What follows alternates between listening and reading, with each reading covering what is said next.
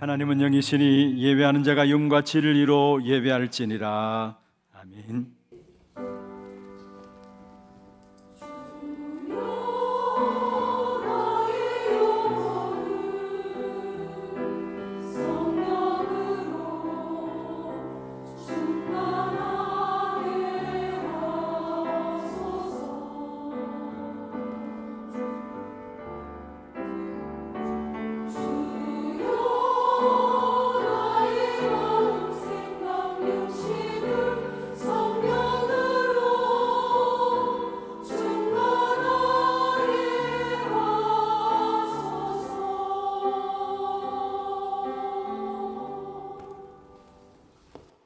전능하사 천지를 만드신 하나님 아버지를 내가 믿사오며 그 외아들 우리 주 예수 그리스도를 믿사오니 이는 성령으로 잉태하사 동정녀 마리아에게 나시고 본디오 빌라도에게 고난을 받으사 십자가에 못 박혀 죽으시고 장사한 지 사흘 만에 죽은 자 가운데서 다시 살아나시며 하늘에 오르사 전능하신 하나님 우편에 앉아 계시다가 저리로서 산자와 죽은 자를 심판하러 오시리라. 성령을 믿사오며 거룩한 공예와 성도가 서로 교통하는 것과 죄를 사하여 주시는 것과 몸이 다시 사는 것과 영원히 사는 것을 믿사옵나이다. 아멘.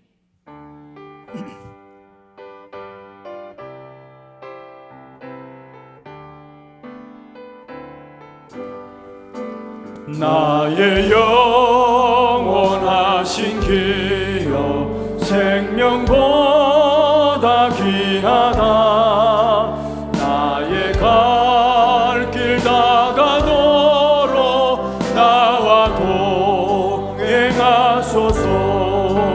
주께로 가까이 주께로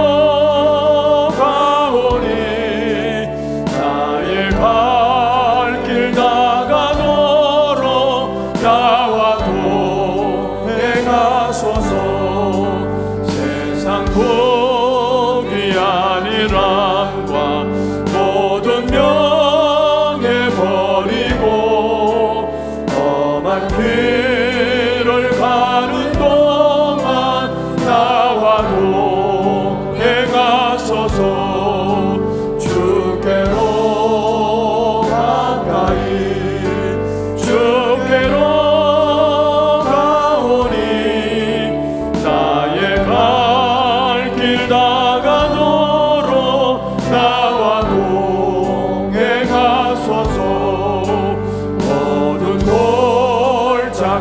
지나가며 험한 바다 건너서 천국 문에 이르도록 나와 동행하소서.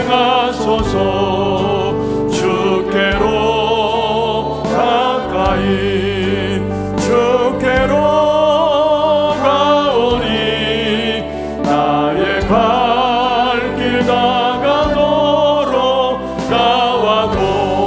어두운 골짝 지나가며 어두운 골짝 지나가며 험한 바다 건너서 천국 문에 이르도록 나와 동행하소서.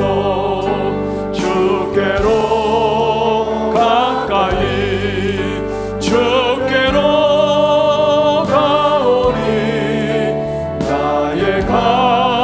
길 다가도록 나와 동행하소서.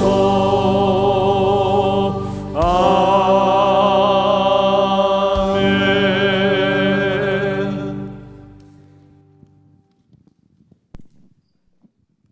기도드리겠습니다.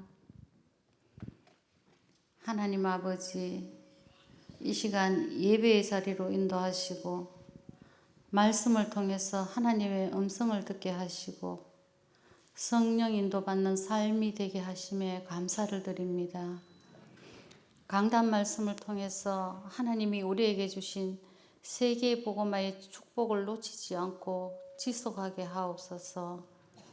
우리 후대에까지 전달하게 하옵소서. 사단이 속이는 영적 문제에 실패하지 않게 하시고 살아 역사하시는 하나님의 말씀을 붙잡게 하옵소서. 어떤 일이 있어도 상처받지도 말고 주지도 말며 말씀과 기도 속에서 치유받게 하옵소서. 하나님의 유업을 이을 자의 축복을 주옵소서. 237 나라 품는 세 가지 뜰, 후대 세우는 금토일 시대, 시대를 치유하는 묵상운동의 주역이 되게 하옵소서. 17일 단민족 선교대회를 통해서 선교할 수 있는 사람의 언약을 붙잡게 하시고 세계복음화 237 5천 종족에게 복음 전하는 절대 제자가 일어나게 하옵소서. 24일 25일 하나 렘넌트 전도 캠프를 통해서 모든 성도가 후대 집중 기도하면서 캠프 인생 언약 잡은 제자가 세워지게 하옵소서. 10월 27일에서 11월 14일 중남미 5개국 단기 순회 선교 사역이 있습니다. 목사님, 중직자, 선교사님, 현장 사역자들이 영적인 힘을 얻게 하시고 현장 살리는 절대 제자들이 세워지게 하옵소서.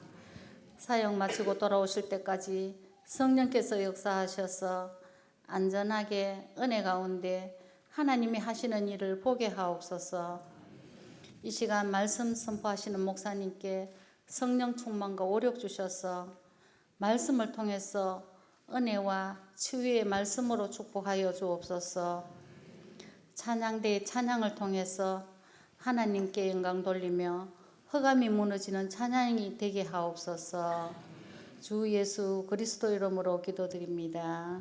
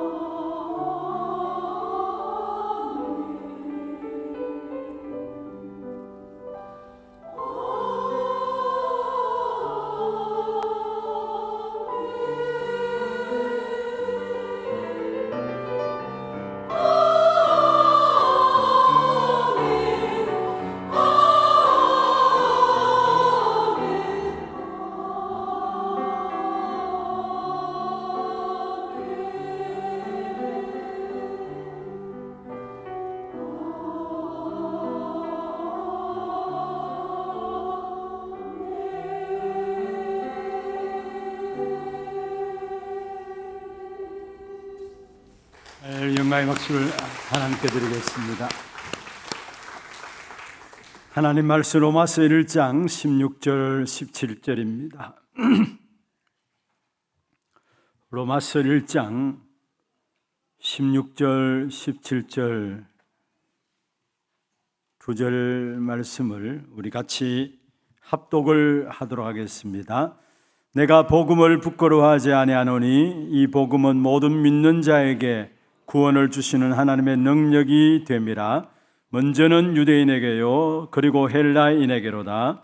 복음에는 하나님의 의가 나타나서 믿음에 이르게 하나니 기록된 바 오직 의인은 믿음으로 말미암아 살리라 함과 같으니라. 아멘. 제가 이 자리에 설교하기 위해서 쓴 것이 아니라 설교자를 소개하기 위해서 썼습니다. 그동안 새벽 기도나 또 온 세대 예배 때 메시지를 전달했습니다마는 이제 안수를 받고 따끈한 메시지로 첫 목사로서 이 자리에 우리 추성교 목사님이 서게 되었습니다. 한 사람의 목회자가 교회 속에 세워지기까지는 많은 분들의 기도가 있었습니다. 우리 이번에 가을 노회를 통해서 추성교 목사님 또 홍아람 목사님 같이 목사 안수를 받았습니다마는 어쩌면 여러분의 중보 기도가 있었기 때문에 오늘 새벽에 우리 김진영 목사님 말씀 주셨던 것처럼 주의 종들을 위한 모세를 위해서 이드로가 중보 기도했던 것처럼 그런 중보 기도의 결실로 목사 안수를 받고 오늘 이 자리에 이제 말씀을 선포하게 되었습니다.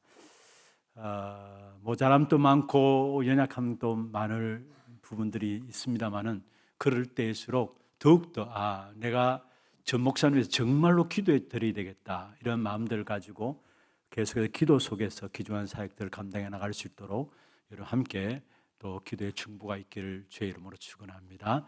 이 시간 첫 메시지로서 오직 그리스도 제목으로 나와서 말씀 주시겠습니다. 말씀 주실 때 나오실 때 뜨거운 박수로 맞이하겠습니다.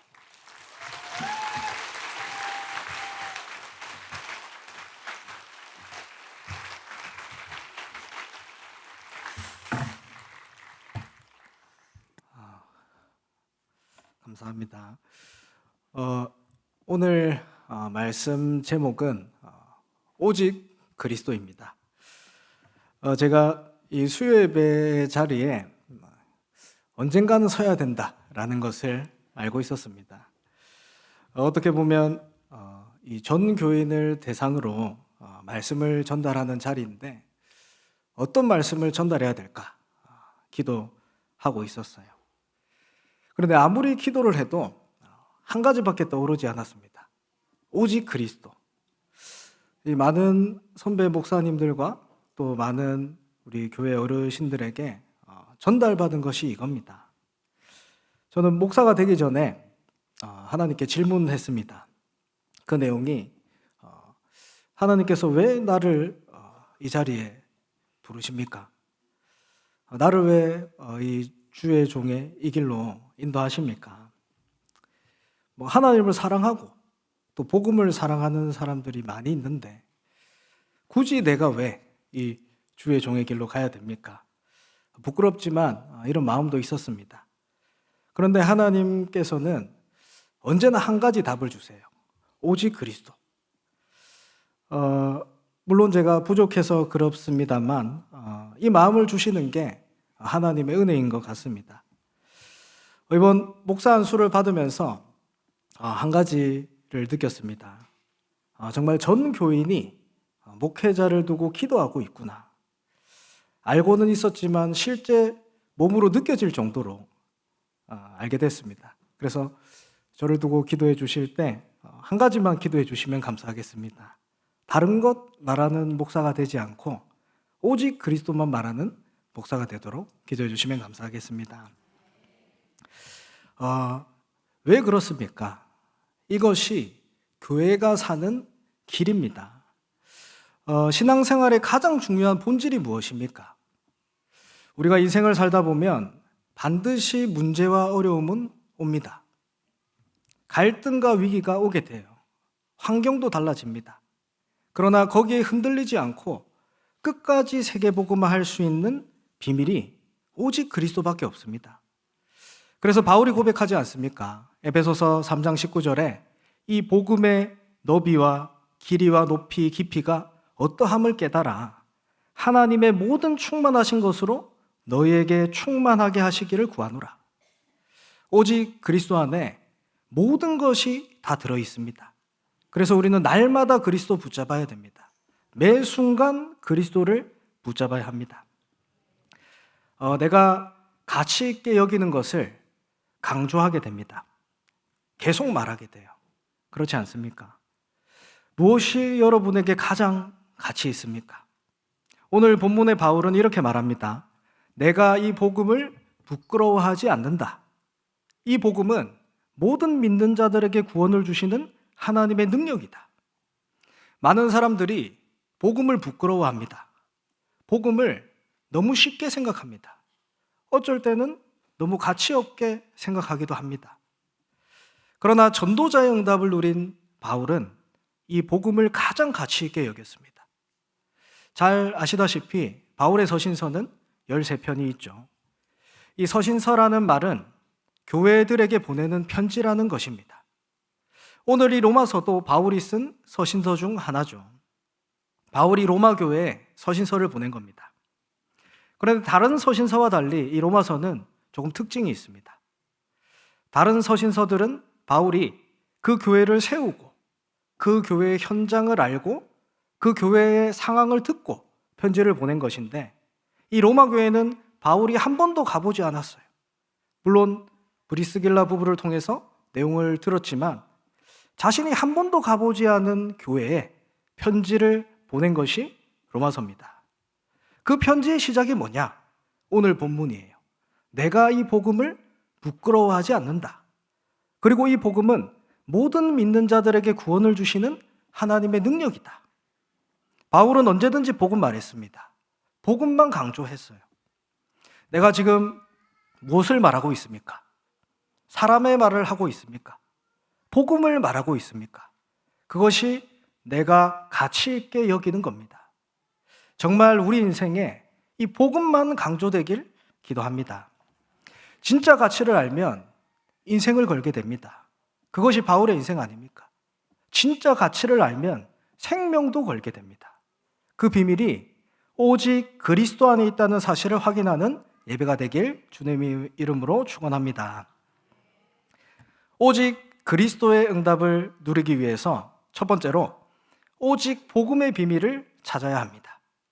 오직 복음의 비밀을 찾아야 합니다. 오직이 무엇입니까? 이것 말고는 다른 게 없다라는 거예요.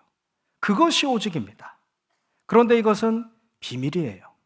많은 사람들이 모르는 겁니다. 그러나 여기에 내 인생과 생명을 드릴 가치가 있습니다. 왜 오직이어야만 합니까? 하나님의 오직이 복음이기 때문입니다. 우리가 복음을 설명할 때 반드시 전달돼야 되는 부분이 죄라는 부분입니다. 인간의 원죄에 대한 부분이죠. 그런데 참 이 죄라는 부분을 말하는 것이 좀 꺼려지지 않습니까? 사람을 만날 때 너는 죄인이다. 그러면 불편하죠. 그래서 전도할 때 많이 이야기하는 것이 하나님 믿으면 천국 간다. 하나님 믿지 않으면 지옥 간다. 이렇게 말하지 않습니까? 물론 또 이렇게 좋게 얘기할 때도 있습니다. 하나님 믿으면 너의 그 문제가 해결된다. 하나님이 주시는 복을 받는다. 맞는 얘기죠. 그래서 그런지 생각보다 많은 사람들이 교회에 안 오면 벌 받을까 봐 교회 옵니다. 또 어떤 사람들은 내 문제가 해결되지 않거나 내 병이 낫지 않으면 언젠가는 교회를 떠나게 됩니다. 그것이 신앙생활이 아니죠. 죄를 이야기하는 이유는 네가 죄인이다 판단하고 정죄하기 위함이 아닙니다. 나의 한계를 인정하고 그리스도가 아니면 안 된다는 사실을 발견하기 위함입니다. 여러분 혹시 다른 사람을 정죄하고 판단하십니까? 하지 마시고 그 사람의 한계를 인정하고 그리스도가 필요하다라는 사실을 보시기 바랍니다. 바울은 남을 정죄하는 게 아니라 자신의 죄를 먼저 드러냅니다. 디모데전서 1장 15절에 말씀하죠. 죄인 중에 내가 괴순이라. 로마서 7장 23절에서 24절에는 내 지체 속에 있는 죄의 법이 나를 사로잡는 것을 본다. 오라 나는 공고한 사람이로다. 누가 이 사망의 법에서 나를 건져내랴. 바울이 자신의 죄를 드러낼 수 있었던 이유가 있습니다. 이 죄라는 부분을 통해 나의 절대 불가능을 인정하는 것이 오직 복음의 비밀을 아는 시작인 걸 알았기 때문입니다. 분명히 성경을 말씀합니다. 로마서 3장 23절에 모든 사람이 죄 가운데 빠져 있다. 인간은 스스로 해결할 수 없는 근본 문제에 빠져 있습니다. 스스로 해결할 수 없습니다. 이 사실을 깨달아야 돼요. 조금만 적용해 보세요. 모든 사람에는 나도 포함되고 내가 만나는 사람 다 포함됩니다. 이것을 보면 이 사람을 보는 눈이 달라지겠죠. 우리가 현장을 보는 눈이 달라지겠죠. 죄의 권세 아래 놓여 있고 그 영은 사단에게 장악되어 있습니다. 배경이 지옥이에요. 여기에 모든 사람이 빠져 있습니다. 그것을 인정해야 돼요. 특히 렘넌트들 속지 마세요. 사람들 만날 때 눈에 보이는 것으로 강한 척, 무언가 되는 척 속입니다. 아니에요. 인간은 절대 불가능합니다. 아무리 능력 있고 실력 있어도 절대 해결할 수 없는 것이 인간의 근본 문제입니다. 그래서 로마서 4장 1절에서 3절에 아브라함에 대해서 이야기합니다. 아브라함은 대단한 믿음의 조상 아닙니까? 그런데 뭐라고 말씀하십니까? 육신의 조상 아브라함이 무엇을 얻었는가? 만일 아브라함이 행위로서 의롭다 하심을 받았으면 자랑할 것이 있지만 하나님 앞에서는 없다 말씀하죠. 인간의 어떤 행위와 노력으로도 구원받을 수 없습니다. 아브라함이 얼마나 대단했습니까? 믿을 것이 하나밖에 없었어요. 마치 나의 보험과도 같은 이 롯을 떠나보내지 않습니까? 하나밖에 없는 아들을 하나님께서 바치라 했습니다. 그 일을 하지 않습니까? 대단한 사람입니다.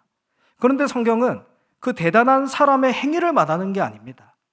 그 행위로 의롭다 하심을 받을 수 없다 했습니다. 그러면서 3절에 이야기합니다. 성경이 무엇을 말하냐?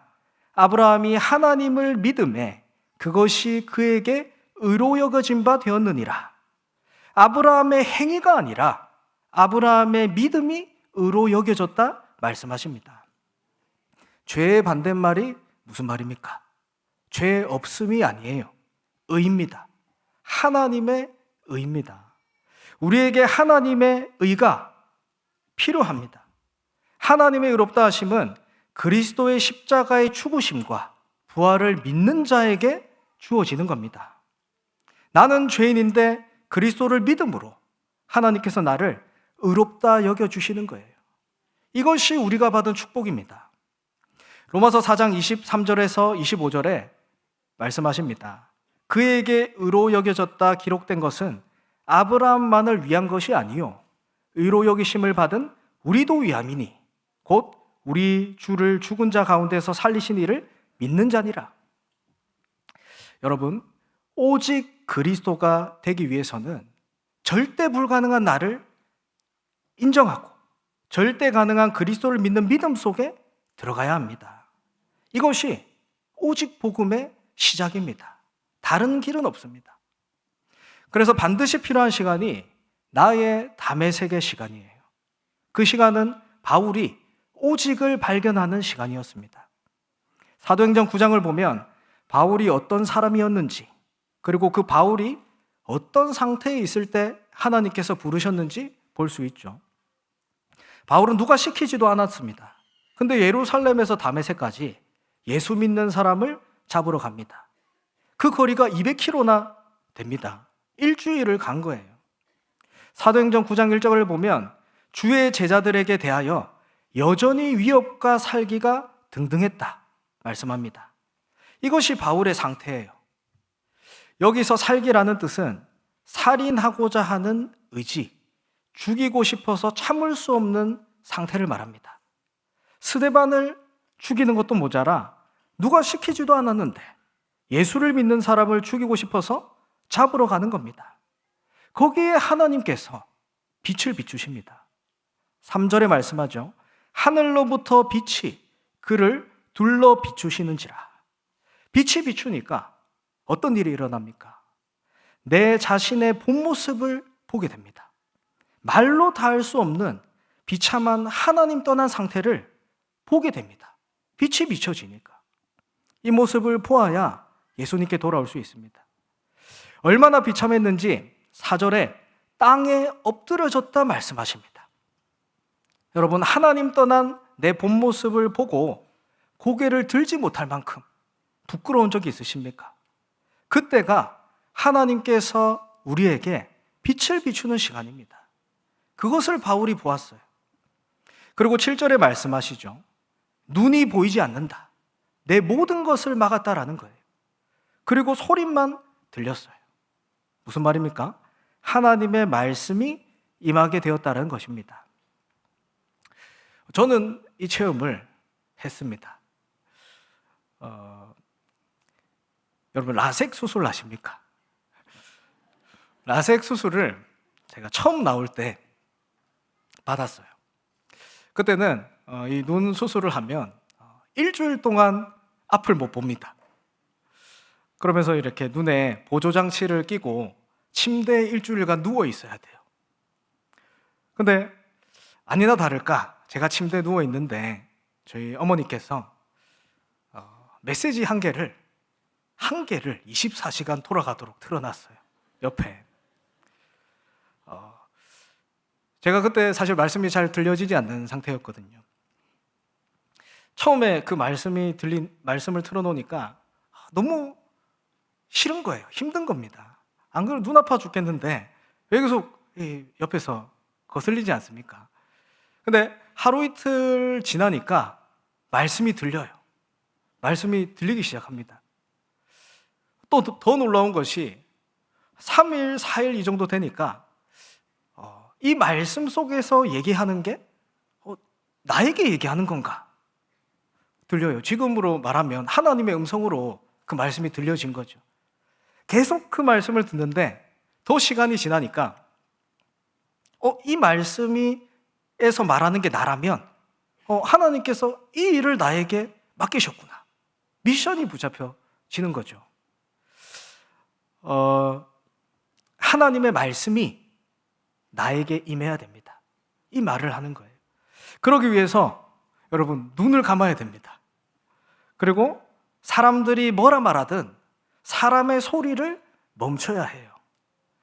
나도 웬만하면 말하지 않는 것도 좋습니다. 하나님의 말씀이 임하는 것이 가장 큰 축복 아닙니까? 오직입니다. 여러분, 우리에게 문제가 왔을 때 내가 어떤 언약을 붙잡습니까? 나에게 담의 세계라는 시간이 필요하기 때문에 하나님께서 우리에게 문제도 허락하시는 겁니다. 그 문제는 나의 오직 복음을 발견하는 시간입니다. 문제가 왔을 때 절대 주권을 믿으세요. 그 문제도 하나님께서 허락하신 겁니다. 그러면 절대 계획이 보여요. 오직 그리스도. 그 문제의 진짜 답은 오직 복음이구나 발견하게 되어 있습니다. 하나님 자녀니까요. 하나님의 말씀이 임하니까 바울이 나의 오직을 찾습니다. 사도행전 9장 15절에 이방인들과 임금들과 이스라엘 자손들에게 복음을 전하기 위하여 택한 나의 그릇이다. 나의 모든 과거들이, 상처들이 나의 오직으로 정리된 겁니다. 이것을 위해서 하나님께서 나를 부르셨구나. 오직을 발견한 겁니다. 이 복음의 비밀을 회복하는 응답 속에 들어가길 주님의 이름으로 축원합니다. 이 복음의 비밀을 발견하게 되면 감사하게 됩니다. 많은 감사가 있지만 두 번째로 전도에 감사하게 됩니다. 복음을 전달할 수 있다는 사실에 감사하십니까? 우리가 전도를 강조하니까 전도해야 된다라는 부담감이 없지 않아 있습니다. 그런데 그게 아니라 전도할 수 있다는 그 사실에 감사하십니까? 저는 바울을 보면서 어떻게 그 핍박과 죽음의 위기 가운데서도 끝까지 전도, 선교 운동할 수 있었느냐. 이 복음을 전할 수 있다는 감사가 없었다면 이 일을 감당할 수 있었겠느냐 생각을 하게 됐어요. 제가 신학생 때 우리 목사님들 현장을 많이 따라갑니다. 목사님 현장을 한 달 따라갔는데 렘넌트 현장을 갔어요. 그 렘넌트가 그날 친구를 데리고 온 겁니다. 3명을 데리고 왔어요. 그러니까 목사님께서 갑자기 눈빛이 달라지시면서 그 아이 3명을 방에 데리고 들어가세요. 한여름인데 그 조그마한 방에 애들을 이렇게 몰아놓고 복음을 전하세요.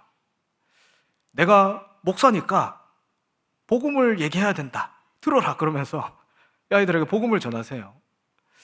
근데 그 아이들이 아무도 듣지 않아요. 그래서 계속 이렇게 복음을 전하다가 그 아이들이 집에 가면서 이런 얘기했어요. 우리 렘넌트한테. 야, 다시는 내가 너희 집 안 온다. 그러면서 애들이 갔어요. 근데 저는 그 목사님이 이렇게 땀을 흘리면서 그쪽 방에서 여름에 복음을 전하는데 너무 행복해 보였어요. 내가 목사니까 복음 전해야 된다. 들어라. 얘기하면서 복음을 전하는데 복음을 전하는 목사님이 너무 행복해 보이는 겁니다. 여러분, 내가 복음을 전할 수 있다는 사람인 게 행복하지 않으십니까? 듣던 안 듣던 그건 하나님께서 하시는 거고 복음을 전달할 수 있다는 그 자체가 감사한 겁니다. 복음을 전할 수 있는 것은 엄청난 축복입니다. 다른 사람들이 모르는 답을 내가 가지고 있는 거예요. 오직 복음의 비밀을 알면 복음을 전할 수 있다는 사실에 감사하게 됩니다. 사도행전 14장에 바울과 바나바가 루스드라에 전도하러 갑니다. 그때 바울이 나면서 걷지 못하는 사람을 치유하고 복음을 전하죠. 사람들이 그 바울을 돌로 칩니다. 죽을 때까지. 그리고 바울이 죽은 줄 알고 그 시체를 성 밖에 내다 버리죠. 그런데 바울은 죽지 않았어요. 그 바울이 어떻게 했습니까? 다시 일어나서 그 성에 들어가 복음을 전했어요. 어떻게 이렇게 할 수 있겠습니까? 복음을 전하다가 핍박받는 거에 대한 감사가 있었습니다. 이번에 성도님들의 이 든든한 기도의 배경으로 일본 단기 선교 잘 다녀왔습니다. 잘 아시다시피 일본은 800만 귀신을 섬기는 나라 아닙니까? 굉장한 선진국이지만 그만큼 많은 또 정신 문제, 영적 문제가 있는 나라입니다. 그 현장을 우리 렘넌트들과 같이 가게 됐습니다. 그 선교 일정 중에 한 신흥 종교를 탐방하는 시간이 있어서 그 현장을 갔습니다. 그 종교 이름이 발음하기가 조금 힘들지만 곤쿄입니다. 곤쿄. 그래서 그 지역 이름이 곤쿄인데 그 종교 이름이 곤코교예요. 그래서 예를 들면 이런 겁니다. 상인동인데 상인교라는 종교가 있는 겁니다. 그 지역을 그 종교가 완전히 장악한 거죠. 그 열차를 내리면 그 종교 단체에서 만든 그 심벌이 있습니다. 그 심벌이 열차는 물론이고 그 동네의 상가, 그 동네에 있는 주택까지 전부 다 그 심벌이 붙여져 있어요. 그래서 그 심벌을 따라가다 보면 거대한 그 신전이 나옵니다. 거기에 큰 기도처도 있고 박물관도 있고 또 우리 RUTC처럼 훈련받는 장소도 있습니다. 근데 하필 저희가 간 그날이 그 1년에 한 번 있는 그 종교에서 행사를 하는 날이에요. 그래서 평소에는 열지 않는데 그 훈련받는 그 장소를 열어놨더라고요. 제가 대충 그 장소에 좌석을 세워봤는데 3,000석이 넘습니다. 그래서 제가 선교사님께 여쭤봤어요. 선교사님, 여기에 사람들이 가득 찹니까? 근데 선교사님께서 말씀하시기를 여기가 가득 차는 정도가 아니라 비좁아서 못 들어갈 정도로 사람이 많이 온답니다. 그러면서 중요한 얘기를 하셨어요. 이 종교가 일본에서 큰 종교가 아닙니다. 이런 종교들이 무수히 많다라는 거예요. 얼마나 그 나라의 영적 문제가 심하겠습니까? 저는 그 얘기를 듣는데 선교사님께 너무 감사하더라고요. 얼마나 영적인 공격이 많겠습니까? 근데도 끝까지 이 현장에 오직 복음이 안 되면 안 된다는 사실을 가지고 지금 당장 큰 응답이 있든 없든 이 복음운동을 지속하고 있는 그 현장을 보는데 감사하지 않습니까? 여러분, 무엇에 감사하십니까? 누가 뭐라 해도 전도 선교할 수 있는 것이 최고의 축복이고 감사입니다. 또 무엇에 감사합니까? 전도 선교하는 교회로 하나님께서 우리를 부르심에 대한 감사입니다. 막을 수 없는 하나님의 계획인 전도 선교, 우리 교회를 통해서 하나님께서 이루어 나가실 줄 믿습니다. 하나님께서 우리 교회를 인도하시는 여정을 보세요. 전도 목회라는 이 배경 속에서 우리 하나교회는 전도만 하는 교회로, 훗날에 기억될 교회로 인도하고 계시지 않습니까? 하나님께서 저와 여러분을 이 교회로 부르신 것은 우리를 통해 전도 선교 세계복음화 하겠다는 겁니다. 우리가 당연히 누릴 축복입니다. 이 전도의 축복을 우리가 누리고 후대들에게 전달해야 됩니다. 그 응답을 하나님께서 지금 우리 교회에 주지 않으십니까? 10월 24일부터 25일까지 렘넌트 캠프가 진행됩니다.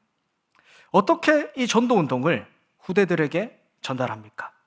일단 이 축복을 내가 누리고 후대들에게 보여줘야 됩니다. 후대들이 무엇을 봐야, 무엇을 보아야 그것을 하지 않겠습니까? 이번 일본 단기 선교를 가면서 렘넌트들과 현장 전도 캠프로 인도받았습니다. 4팀으로 나누어서 현장에 복음을 직접 전하러 갔어요. 일본 현장에서 복음을 전하니까 그 일본어를 못하지 않습니까? 그래서 전도지에 이 구원의 길을 한국말로 다 적어서 그걸 보면서 읽어주면 되게 전도지를 만들어서 이렇게 그 현장을 갔습니다. 그 현장에서 처음 복음을 전달해보는 렘넌트들도 있었어요. 이 미션을 주니까 우리 렘넌트들이 했을까요? 안 했습니다. 왜냐하면 못 봤으니까. 복음을 전하는 걸 못 봤으니까. 먼저 아이들이 선생님 보고 해보라고 해요. 그래서 먼저 교사들이 했습니다.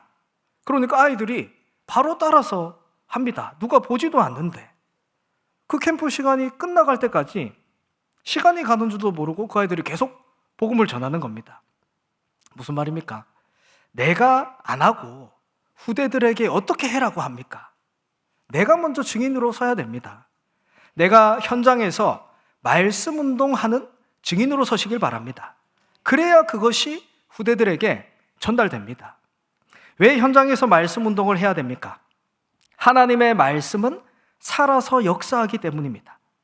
내가 말을 잘해서 전도하는 게 아니잖아요. 내가 복음을 잘 전해서 전도가 되는 게 아니지 않습니까? 하나님의 말씀에 살아서 역사해야 돼요. 사도행전 14장에 바울과 바나바가 이 복음의 말씀을 가지고 회당에 들어갔습니다. 거기서 복음을 전하니까 유대와 헬라의 허다한 무리가 믿더라 말씀하죠. 그런데 2절에 그 말씀을 믿지 않는 사람도 있다 했습니다. 당연합니다. 말씀을 전해도 믿지 않는 사람들이 있습니다.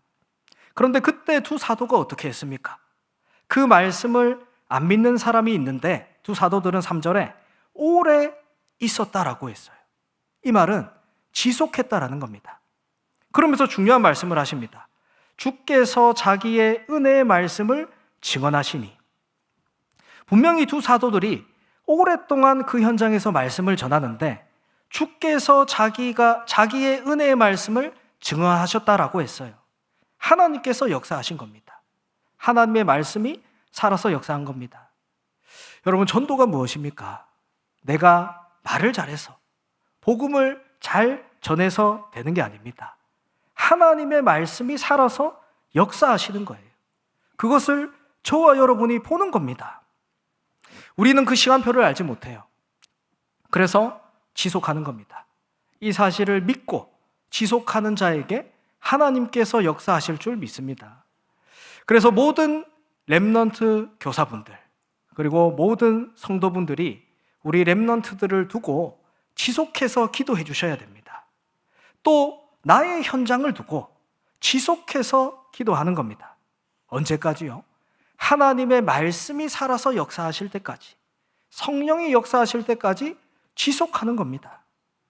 이 축복을 오직의 비밀을 가진 저와 여러분에게 이미 주신 응답입니다. 이 응답을 회복하시길 기도합니다. 마지막으로 오직 복음과 말씀 운동을 지속하기 위해서 반드시 필요한 것이 기도의 비밀을 누리는 것입니다. 기도의 비밀을 반드시 회복해야 합니다. 기도의 비밀 누리지 않으면 문제 오면 속습니다. 환경 때문에 속습니다. 사람 때문에 속아요. 그래서 기도의 비밀을 가진 사람은 문제 오면 기도하는 게 아닙니다. 기도 속에서 문제를 만나는 거예요. 그러면 문제를 보는 눈이 달라지겠죠. 기도 속에서 나의 그 업을 하는 겁니다. 기도의 비밀을 누리는 사람에게 하나님께서 역사하십니다. 우리 렘넌트들이 고민하는 게 내가 무엇을 해야 될지 고민하지 않습니까? 저와 여러분도 어떤 게 성령 인도일까 고민하지 않습니까? 하나님께서는 기도의 비밀을 아는 그 사람이 있는 곳에 역사하십니다. 요셉을 보세요. 노예로 갔지만 거기서 하나님이 함께 하심을 누렸습니다. 거기에 하나님이 함께 하심으로 형통함의 축복이 임했습니다. 환경이 아닙니다. 상황이 아니에요. 하나님께서 역사하시는 기준은 기도의 비밀을 누리는 자입니다. 다윗이 기도의 비밀을 누렸습니다. 그러니 어른들이 보지 못한 것을 보았어요. 골리앗이 쳐들어왔을 때 다 있었습니다. 다윗의 형들도 있었고 사울 왕도 그 자리에 있었습니다. 그렇지만 누구도 나서지 못했어요. 그때 다윗이 고백합니다. 어찌 내가 이유가 없겠습니까? 하나님께서 나를 여기에 보내신 이유를 알고 있었습니다. 그리고 너무나 간단하게 골리앗을 무너뜨리죠. 형들과 사울 왕은 할 수 없는 일이지만 기도의 비밀을 누렸던 다윗에게는 너무나 쉬운 일이었습니다. 영적 싸움인 것을 알았으니까요. 다니엘도 기도의 비밀을 누렸습니다. 바벨론의 포로가 된 이유를 알고 뜻을 정했습니다. 그런데 사단이 어떻게 공격합니까? 사단은 영적인 정체성을 바꾸도록 공격합니다. 바로 다니엘의 이름을 바꾸어 버렸잖아요. 다니엘을 벨드사살로. 단순히 이름을 바꾼 게 아니라 그 나라의 신의 이름으로 바꿔버린 겁니다. 이것이 사단이 공격하는 거예요. 하나님의 자녀로서 당연히 누릴 응답들을 놓치도록 영적 정체성을 공격하는 겁니다. 사단은 그리스도가 없다라고 공격하지 않습니다.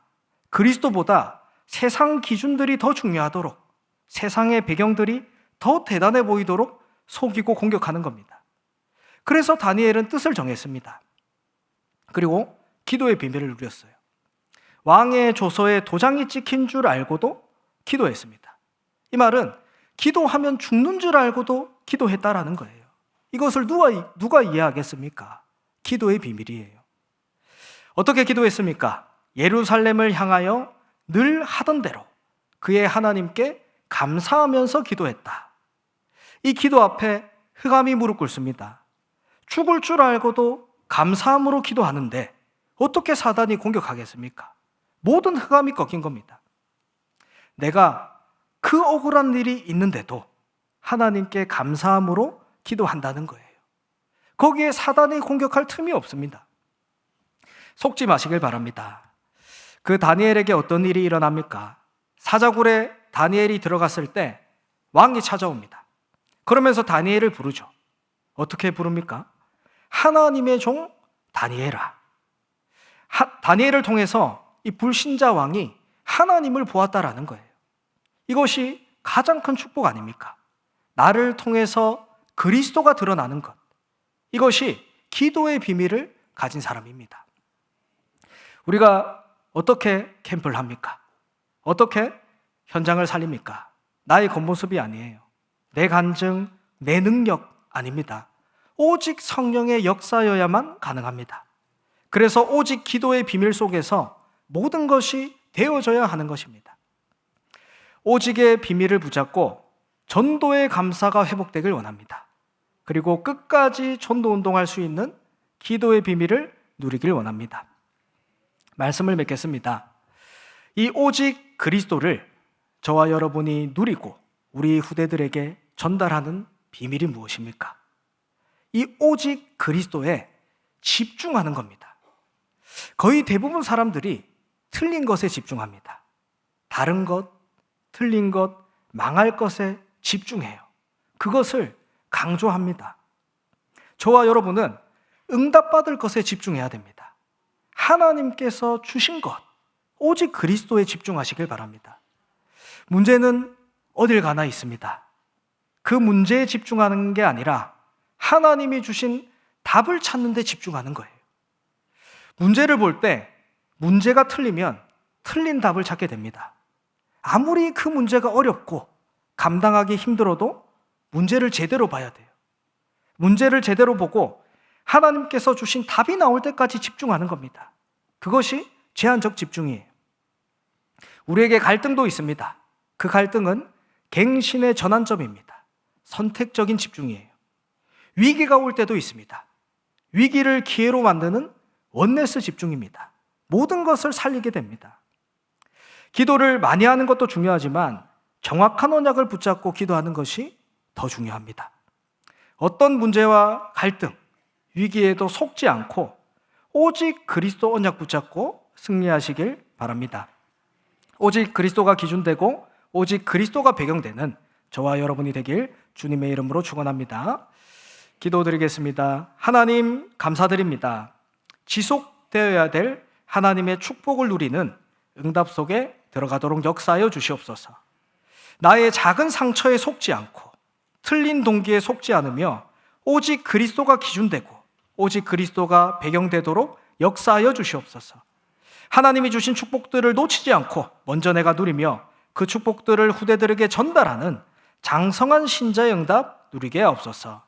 예수 그리스도 이름으로 기도합니다. 아멘. 지금은 우리 주 예수 그리스도의 은혜와 하나님의 무한하신 사랑하심과 성령님의 내주인도 역사 충만하심이 지속되어야 될 축복을 누리는 사랑하는 주의 백성들 머리 위에 지금부터 영원토록 항상 함께 있을지어다. 아멘.